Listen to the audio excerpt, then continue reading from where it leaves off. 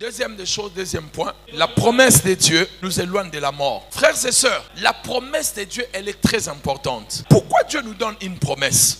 Dieu nous donne la promesse pour plusieurs choses, mais je vais prendre deux choses aujourd'hui. La première des choses que Dieu te donne la promesse parce qu'il sait que tu passeras des moments difficiles. Il arrivera un moment où tu auras des doutes par rapport à une situation qui va t'arriver. Mais la promesse te tiendra debout et te gardera lorsque tu te souviendras. Dieu avait dit, cette situation, elle sera passagère. La promesse, elle est très importante, mon ami. Un homme sans promesse n'a rien à dire à Dieu face aux difficultés. Mais quand tu as une promesse, tu peux dire à Dieu des choses. Tu peux rappeler à Dieu des choses face aux difficultés, face aux problèmes. En dehors des promesses personnelles que nous avons avec Dieu, nous avons des promesses aussi dans la Bible. Et ces promesses-là, lorsque nous sommes face à une situation particulière, nous devons réclamer cette promesse-là. Par exemple, quand il y a la mort, il y a la promesse qui dit: je ne mourrai point, je vivrai, je te garderai, tu vivras longtemps, tu seras rassasié de tes jours.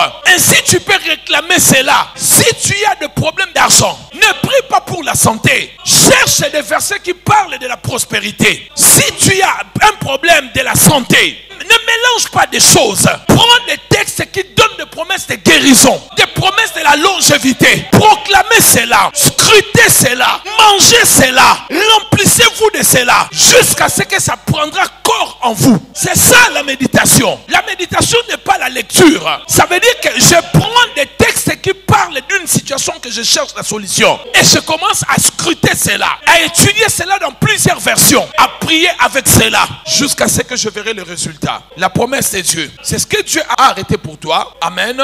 C'est ce qu'il veut que tu fasses ou que tu accomplisses ici-bas avant que tu ne quittes la terre. Il te protégera si tu as la promesse de Dieu. Il enlèvera toute chose qui serait à la recherche de ta vie. Dans Luc chapitre 2 verset 26, nous le voyons. La Bible dit: Siméon, il était divinement averti. Il faut lire des textes, ça va vous aider. Commence au verset 25 s'il vous plaît. Et voici, il y avait à Jérusalem un homme appelé Siméon. Cet homme était juste et pieux. Il attendait la consolation d'Israël et l'Esprit Saint était sur lui. Il avait été divinement averti par le Saint-Esprit qu'il ne mourrait. Amen. Il était divinement averti par le Saint-Esprit qu'il ne mourrait, et à quel moment il allait mourir, avant d'avoir vu le Christ du Seigneur. À cause de la promesse, Siméon peut-être a fait des accidents domestiques, peut-être il est tombé malade. La promesse de Dieu refoule la mort. Quand la mort s'approchait de Siméon, la mort rencontrait la promesse de Dieu et elle ne pouvait pas résister parce qu'elle savait que cet homme ne peut pas mourir maintenant. Frères et sœurs, regardez bien. Si tu devais mourir, tu allais mourir depuis longtemps. Tu es passé par des circonstances. À un moment même, toi-même, tu as perdu espoir. Tu as dit: la mort est en train de venir. Mais la promesse de Dieu a repoussé la mort. Je déclare et je prophétise sur toi que la promesse de Dieu dans ta vie puisse refouler la mort loin de toi, éloigner la mort loin de toi.